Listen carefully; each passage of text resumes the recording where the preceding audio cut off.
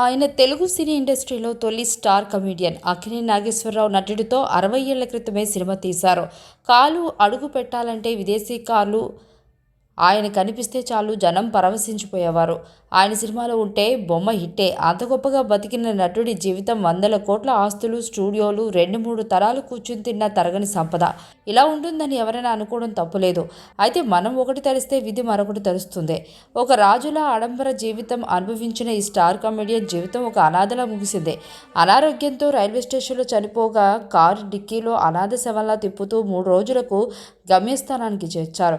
ఆయనే కస్తూరి శివరావు. మార్చి 6, 1913న కాకినాడలో జన్మించిన కస్తూరి శివరావు సినిమా రంగంలో రాజభోగం అనుభవించారు.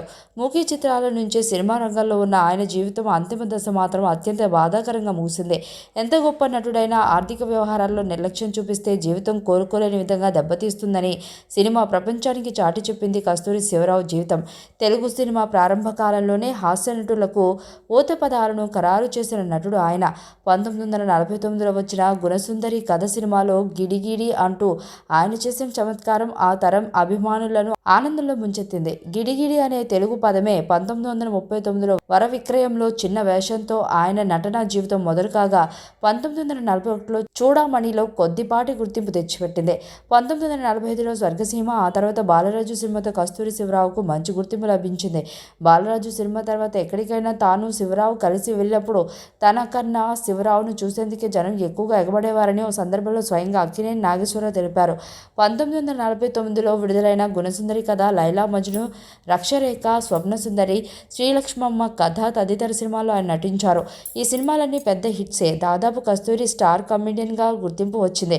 హాస్య నటుడిగా ఒక వెలుగుతున్న సమయంలోనే శివరావు సినిమా నిర్మాణ సంస్థను ప్రారంభించారు. 1950లో నాగేశ్వరరావును హీరోగా, గిరిజనులు హీరోయిన్గా పరిచయం చేశారు. కస్తూరి శివరావు హవా సాగినప్పుడు సంపన్నులు వాడే బ్యూక్ కారు ఉపయోగించేవారు. ఆ కారును చూసేందుకే మద్రాసు నగరంలో జనం కారు వెంట పరిగెత్తేవారట. అయితే కాలంతో పాటు ప్రేక్షకుల అభిరుచులు మారుతుంటాయి. ఆ కారణంతోనే కస్తూరి శివరావు ప్రారంభం మెల్లగా తగ్గుముఖం పట్టసాగింది.